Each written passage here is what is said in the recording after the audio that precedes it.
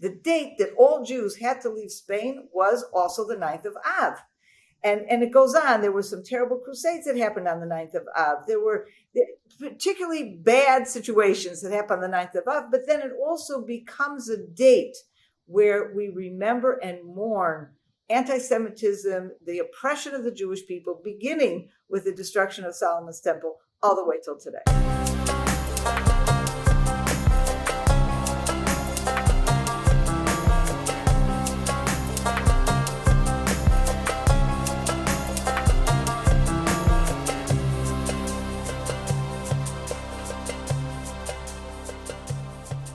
Well, welcome to the podcast today. My name is Jeff, and I'm your host, and we are so happy to have a returning guest today.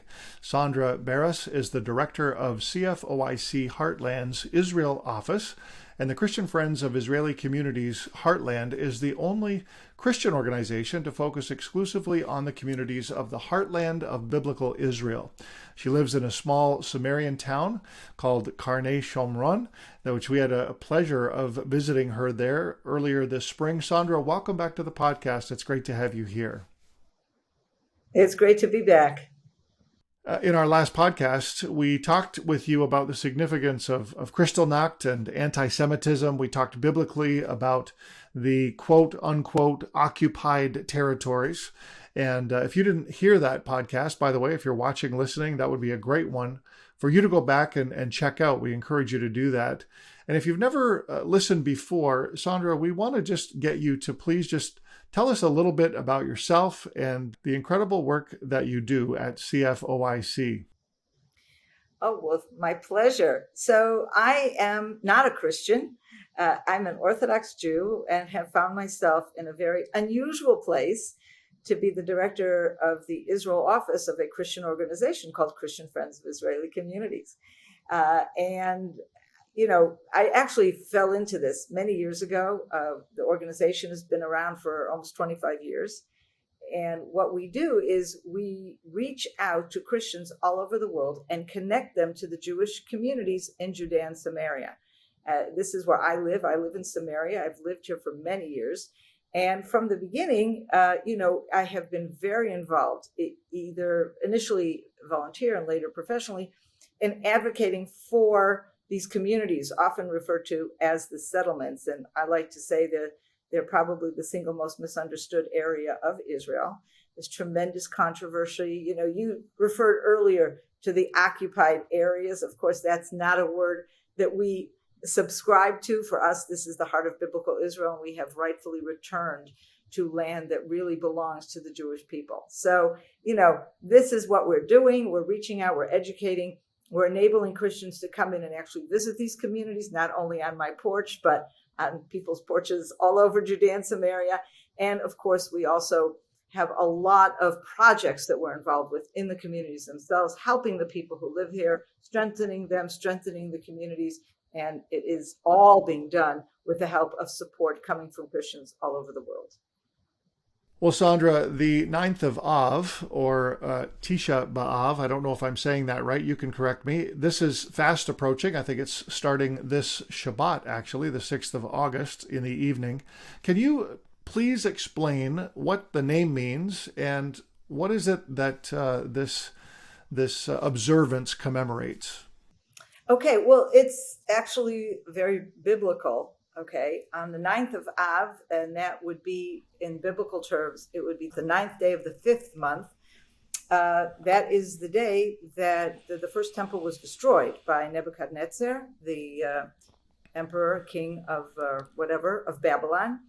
And it marked the beginning of the first exile when the Jews went to Babylon, where they sat in exile for 70 years. Fascinating, really enough. The very same date, almost 500 years or more than 500 years later, the second temple was destroyed by the Romans. So this event, the destruction of the first temple, we know from the Bible, is truly a watershed event. We know about it from the book of 2 Kings. We know about it from the book of Jeremiah. The book of Lamentations, which we believe is also written by Jeremiah, is a book of exactly what it is. Lamentations. It's poetry. It's crying out. It's describing the terrible situation in Jerusalem before and after the destruction of the temple. And it wasn't just that the temple was destroyed. It was the end of Jewish sovereignty. It was terrible, terrible persecution by the Babylonians. And of course, we have that described for us in the Bible. And one of the, what we find, though, is aside from the first and second temple, was throughout Jewish history, there were some really terrible things that happened to the Jewish people that fell on that date as well. So, for example, the Spanish Inquisition. I don't know how many people are aware of how the Inquisition affected the Jews, but at the time, we're talking about 1492. In 1492, Spain had the largest Jewish community in the world, and we're talking about millions of Jews who were living on the Iberian Peninsula and who were, if you can compare something to something today, it's like the Jews in the United States. They were very accepted in the country. They were advisors to the king and queen. They had businesses. They had, community synagogues, so many things. And in 1492, the king and queen of Spain, Ferdinand and Isabella, signed a decree that every single Jew had to either leave Spain or convert to Catholicism. And people who didn't, people who converted and were suspected of being really crypto-Jews, were burnt at the stake. And it was a terrible, terrible time. Well, the date that all Jews had to leave Spain was also the 9th of Av. And it goes on. There were some terrible crusades that happened on the 9th of Av. There were particularly bad situations that happened on the 9th of Av, but then it also becomes a date where we remember and mourn anti-Semitism, the oppression of the Jewish people, beginning with the destruction of Solomon's temple all the way till today. Wow, I did not know about those dates coinciding, especially, the Spanish Inquisition. That's very, very intriguing, and makes sense, to think about sort of observing or mourning those things all together on this day. So today in Israel or Jews around the world, how is this observed in modern times? Well, it is a fast day. Start with that. It's a day, and when we fast, we don't eat or drink. Okay? So it's a day where we fast. It's a day, it's very similar in what we do or don't do to the Day of Atonement, but it's a completely different kind of fast and a completely different day. And as we don't eat or drink, and we don't go out, celebrate, it's a serious day. But whereas the Day of Atonement is a serious day that is spiritually uplifting, it's a very happy day because we're engrossed in prayer and believe that at the end of the day, we will be forgiven by God for all our sins of the previous year. The 9th of Av is a day of mourning. And so the atmosphere is completely different. We begin at night, right as soon as the fast day begins. And this year, the fast day begins right with the ending of Shabbat, with the ending of Sabbath, Saturday night. And so we go to the synagogue and we sit on the floor. Now, we have comfortable chairs in the synagogue, but the custom is we sit on the floor or we sit on low stools.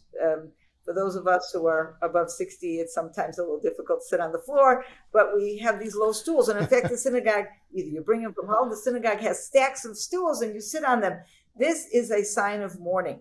And there's indications even in the Bible that when you mourn, you're sitting on the ground or you're sitting, in the dirt, that kind of thing. So it's that same idea that we observe today. The lights in the synagogue are dimmed.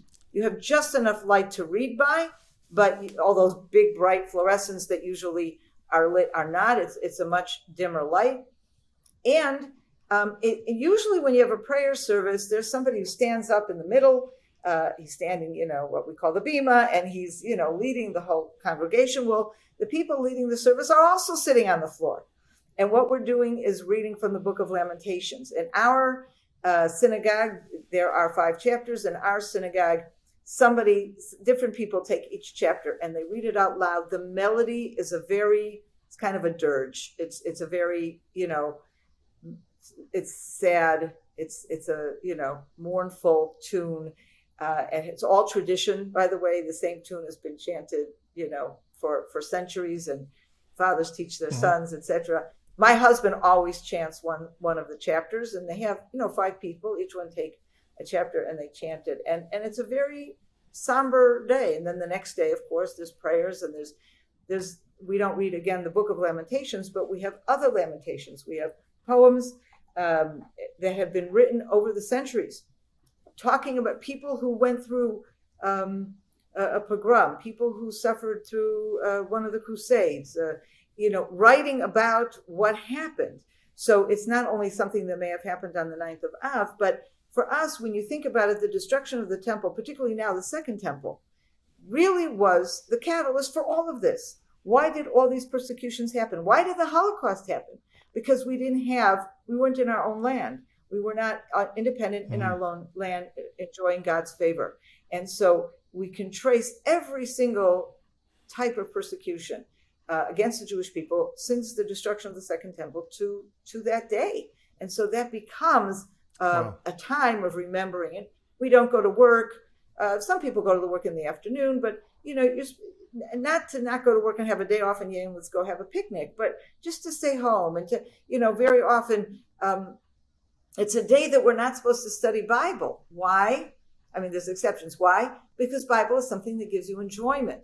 However, yes, study the book of Job, study the book of Lamentations, study. We have many, many sources that tell the stories, going all the way back to stories that are told about what happened in the time of the Romans. We have these things preserved in our heritage.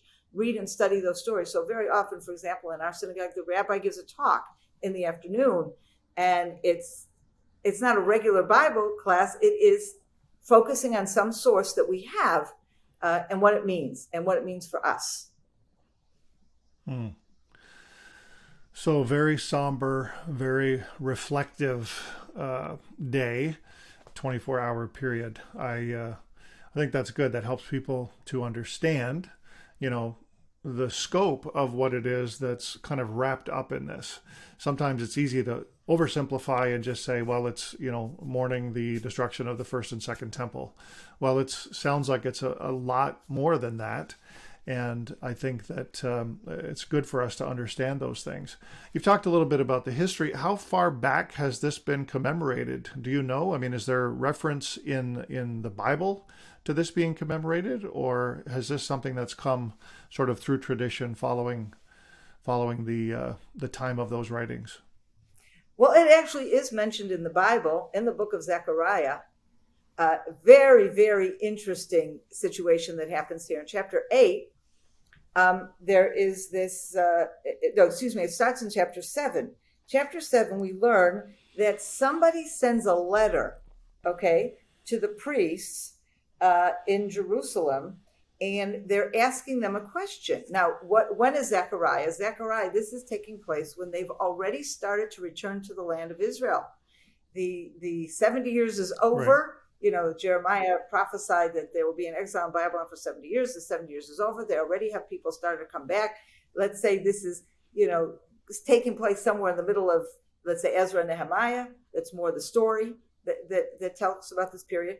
And so at that time, someone sends a letter, and it says as follows: "Shall I weep and practice abstinence in the 5th month, as I have been doing all these years?" This is the 5th month. And by the way, I will also note that while the fast day is on the 9th of Av, from the first day of the month already, we are in a period of semi-mourning. We don't do fun things. Nobody gets married during that period of time. Nobody goes out to a concert, or, you don't buy new clothes even, and I'll tell you what else we don't do. Okay. We don't eat meat or drink wine except on the Sabbath during that time. Okay, we're sticking to dairy products. If Christians might think about Lent, perhaps it's a similar kind of thing. Okay, so they're asking this question. Why are they asking this question? Because they're now back in Jerusalem, and they've begun to build the second temple. So maybe we can cancel the mourning. And actually, so first of all, that's a record of the fact that this is really, and it goes on. He says, this is what Zechariah is talking about, and then he talks about the answer that he gives. But as part of the answer, he says as follows. He says, when you fasted and lamented in the 5th and 7th months, all these 70 years, did you fast for my benefit? This is what God is essentially saying through Zechariah. But he's talking about the 5th and the 7th month. And the 7th month is on the 3rd day of Tishri, 3rd day of the 7th month. There's another fast that is because of the murder of Gedaliah, son of Achikam, that we learn about at the end of the book of Kings and at the end of the book of Jeremiah, which is seen to be like the last straw of this whole terrible thing that happened, during this destruction of the temple by the Babylonians. So that's certainly an indication. But why this chapter, this whole story echoes so strongly for us, because many people in Israel have been asking the very same question. For example, if you read Lamentations, okay, what is it talking about? Jerusalem has been destroyed. It was once such a beautiful city, and now it's just terrible. And you go on and you read all of these prayers that have been composed for this day that are talking about, we mourn the destruction of the temple, and here we are with Jerusalem destroyed. And you say, but wait, Jerusalem is no longer destroyed. We in our generation are witnessing an amazing, Jerusalem is beautiful. It's built up. It's the largest city in Israel. What do we do with this? And so you can imagine that this was the same kind of thing that the people were asking in the time of Zechariah. And what's interesting is that God doesn't really answer the question. He really doesn't. He says there are 3 different messages. He says, first of all, basically he says, what are you asking me for? I don't eat and I don't fast, which is very interesting, because what God is actually saying here is that this is your way of expressing mourning, so you get to decide if you want to continue or not. The next thing he says is, thus said the Lord of the hosts, execute true justice, deal loyally and compassionately with one another, do not defraud the widow, the orphan, the stranger, and the poor, and do not plot evil against one another. And basically what he's saying is, the issue here is not whether or not you should fast and whether or not we have a temple, but did you learn your lesson? Have you learned how to treat people kindly and correct all those things that Jeremiah and others were talking about, which is the reason the temple was destroyed to begin with? And at the very end, at the end of chapter 8, he goes back to us and he says, the fast of the 4th month, the fast of the 5th month, the fast of the 7th month, and the fast of the 10th month. And these indeed are 4 fasts. We do all of them. So I mentioned the 5th and the 7th. The 4th month is a month ago, where there's a fast day, because it was when the siege of Jerusalem, when they broke through the siege and broke through the walls of Jerusalem. And the 10th month is when the siege began. So these are all dates that commemorate things that were going on. So, during the first temple by the Babylonians. And so we know about these facts, go all the way back to Zechariah. And he says, the fast of the 4th month, the fast of the 5th month, the fast of the 7th month, and the fast of the 10th month shall become occasions for joy and gladness, happy festivals for the house of Judah, but you must love honesty and integrity. And we're still fasting, obviously.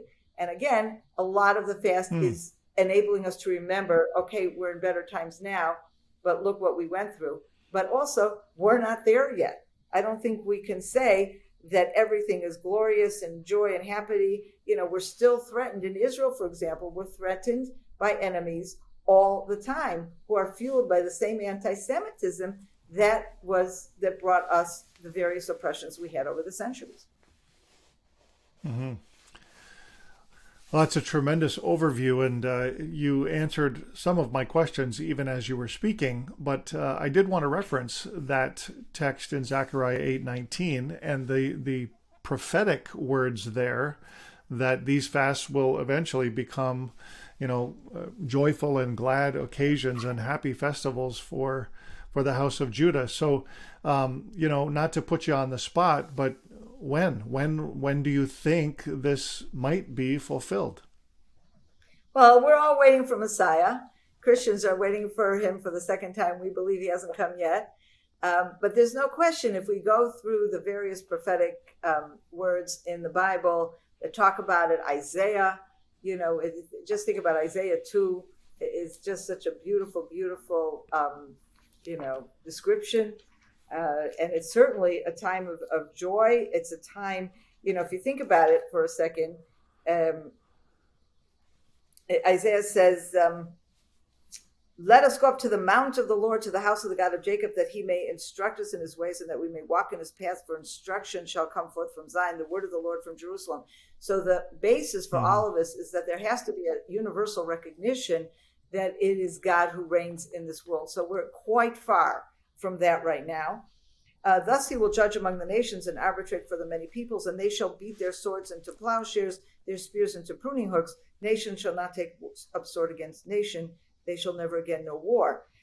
So we have this idyllic situation. No question, when that happens, we will be totally joyful. We won't have to worry about, is Iran trying to destroy us and nuke us to kingdom come? And so that's a whole different situation. And we don't know when that will happen, but we believe that we're certainly closer to that time than ever before. Because if I just think of my own family, I'm imagining what my mother-in-law would have felt in Germany in 1936 or 1937, what her ninth of Av would have been like. She was, and she wasn't even the worst of it. The worst was yet to come. But can you imagine, here she feels like she was doing great in Germany, and all of a sudden all the oppression of Hitler, and that's being felt terribly by the Jews in Germany in those years, how that must have affected her ninth of Av. And she said, here we go again. So Right. Here, even though I'm sitting in Israel and I can say Iran is trying to destroy it, I can't go look around and say, here we go again, because look where we are. We are in our own country. Jerusalem has been rebuilt. I have gorgeous trees out of my patio. Jeremiah says, again, you will till the vineyards of Samaria. My goodness, here it is. So Yeah, we're getting there. we're getting there. Yes, you do have gorgeous trees out on your patio. They were loaded with fruit the day that we were there. And also there's just love traveling around Israel. There's many beautiful wineries and vineyards. It's amazing to see how the country has developed, even in the almost 20 years that I've been going. It's hard to believe, really, what's taking place. So, Sondra, I'll take a little bit of a dark turn here and go easy on us, all right? But we've had many discussions on this podcast about, Christianity's role in the persecution of Jews throughout history, and how the Bible really calls us to bless the Jewish people. And I want to say Christianity in terms of the bucket that is called Christianity, because I believe that many Christians, quote unquote Christians in the past, didn't act like Christians are supposed to act, and that's where I would sort of come from this. But organized Christianity has been a problem for the Jewish people. So talk to me just a little bit, kind of from your perspective. We're talking about sort of mourning all of these things, the destruction of the temples, the anti-Semitism that's gone on in the past. What was your understanding of Christian history when you were growing up? What are you taught about Christians as Jewish children, for example? Well, I have to say, growing up in the United States of America, I would say among my friends, if I just look at the people that were in my class in school, I went to a Jewish school, I would say the class was divided in half on this issue. And it really depended where your parents were from. So I grew up, my parents also grew up in the United States, okay? And none of them had suffered any outright persecution, although my mother, as a baby, did have to flee Europe just ahead of Hitler. But she got out before they were actually persecuted. My grandfather was very smart, and he said, not good, and he got out. So coming from that, of course, also in the United States is a free country, thank God, and all the different religions have always been respected. So for us, we learned about Christianity as another religion, a religion that believes in, one God, has different principles, theological principles than Jews. But a religion that we respect. At the same time, we did learn, of course, a lot about things like the Crusades and the Spanish Inquisition, where the church took terrible steps. And not just it was the organized church. Yeah. This is what people did because this is what they were taught. Okay. And those, if you talk about Europe, Christian Europe at the time, the people who were responsible for education, the people who controlled political leaders in many times, this was the church. So the church was spreading this stuff. And of course, we were aware of it, but we didn't connect it necessarily to the Christians that we saw, in our neighborhoods. On the other hand, friends of mine whose parents grew up in Eastern Europe had a completely different experience. And not just the Holocaust, before the Holocaust. In the Holocaust, most of the people, who were persecuting them were not doing this in the name of the church. But before the Holocaust, the pogroms that were taking place in Eastern Europe for since the middle of the 19th century on a regular basis, well into the 20th century, where Jews on Christmas, for example, Jews hid in their homes because this was a time when the priests would say, okay, if you really love Jesus, go out and kill a Jew. Now, this is what was happening. Now, I'm not saying all Christians were like that, but you have this trauma that Jews brought with them from those places. And of course, communicated that to their children. So with those people that grew up in the shadow of those experiences, there was far more suspicion of just a Christian they would meet in the street, in the United States. So that was always there, both sides of that.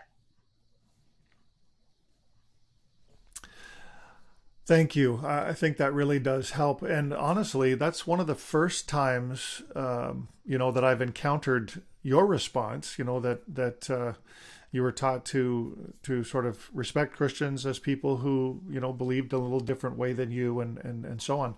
We don't hear that one all that often. And it's a refreshing perspective.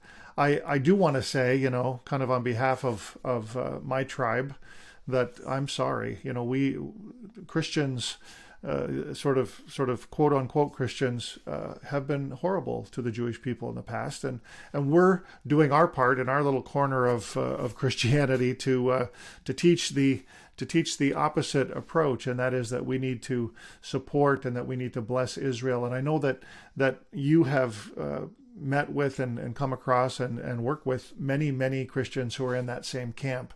And I just want to tell people who are watching or listening, today that this is something that we need to kind of take notice of. And I think that, I don't go always very deep into this whole idea of, generational curses and the sins of the past and all those kind of things. I believe we're responsible for our own actions, but because we're responsible for our own actions, I think it's very important that we recognize these horrible things that have happened in the past, and that we do what we can do in our day to right those things. And so I guess one of the things I want to ask you is, what are some of the ways that Christians can show support for the Jewish people, even around a holiday like this, like Tisha B'Av? Well, I do think that it's a wonderful opportunity for Christians to learn their very terrible, tragic past. I don't think that a Christian today who is, loves the Jewish people, they don't have to love the Jewish people, just respect and honor and treat Jewish people kindly and fairly. People who feel that way today, I don't think that they are responsible for what their grandparents or ancestors or whatever may have done. I do think they're responsible for making sure that the Christian environment that they are in is not tainted by that in any way in terms of how the message is presented to the congregation, to the next generation. Mm-hmm. I've encountered some people who are not at all anti-Semites. They're good people, they're nice people, and yet sometimes they'll say something about Jews that they don't even realize reflects a prejudice, reflects a prejudice that has been embedded in them and their families for generations, and they don't even realize the ramifications of what they're saying. So just to help Christians understand what is the history, where it went wrong, I think it's important for Christians to understand how this was all theologically based. I mean, when priests went out and said, go kill a Jew. They said the Jews killed Jesus. Therefore, we're doing the holy work of the Lord when we're murdering a Jew. Now, you're hearing this today, Jeff, and it horrifies you because this is not your Absolutely. Christianity. This is not the kind of thing but I think it's important for Christians today to understand that once their Bible, their doctrines, their whatever were manipulated and produced this kind of terrible teaching and terrible persecution of the Jews. Yeah. No, it is. It's horrific, and it does not reflect New Testament writings or Christianity. It's not something that's there, and it really is a horrible thing. Well, we want to be able to teach people about this and help them understand why it's important for us to come alongside the Jewish people, to bless, support, respect is a good word that you used. I love the Jewish people. I'm one of those, but when we go, we absolutely enjoy being in the country. We enjoy interacting with people and learning more about the culture. I think all of those things are ways that we can be supportive. We're pulling together a tour right now. Finally, we're going to bring a group back to Israel next March, and we want to encourage people to have that experience. And I really do believe, there's lots of ways that we can learn and understand better, but to me, one of the best ways is to actually physically go and experience the land and experience the people. And I think that when that happens for somebody, the lights begin to come on. There is a petition, an online petition that people can go and sign. You're familiar with this, I'm sure.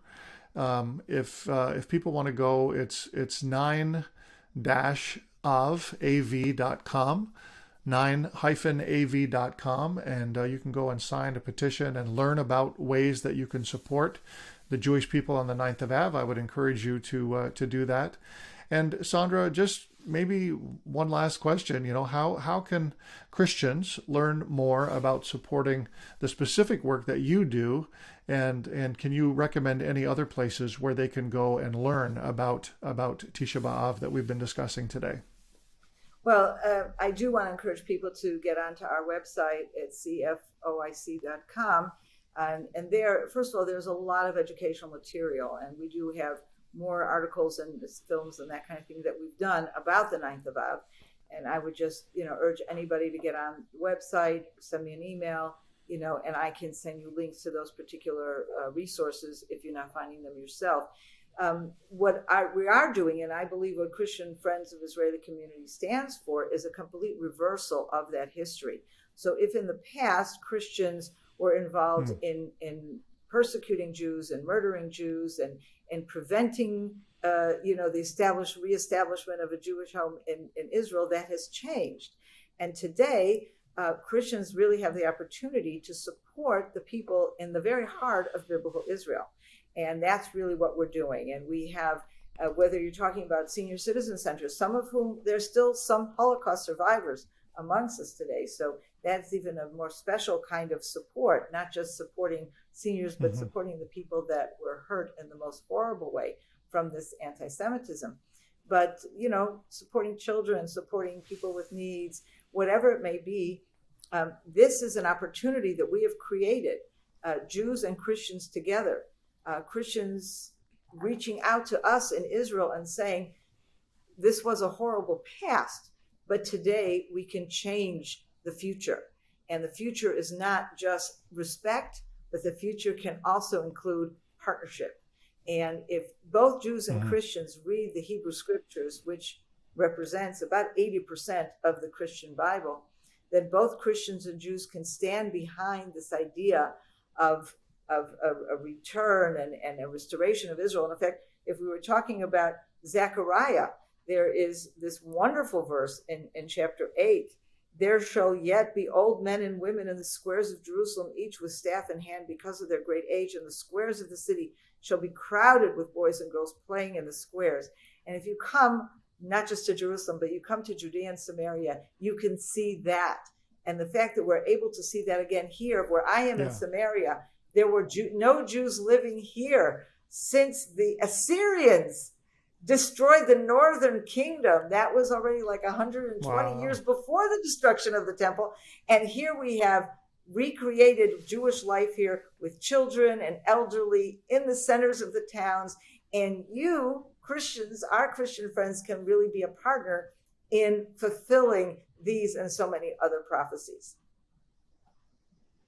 Beautiful.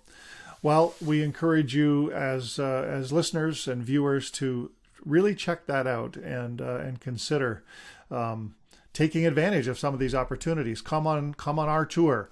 We have a 1 day optional tour at the end of our tour that will go and visit Judea and Samaria, specifically Shiloh and surrounding area there. And so we want to encourage you to come with us. And who knows, we might even convince Sondra to come and meet you that day. I think probably that's a real possibility. But it'll be great to have you along with us. And so Sondra, maybe March next year, we might be able to connect you with a group of people that we're bringing. It's a date.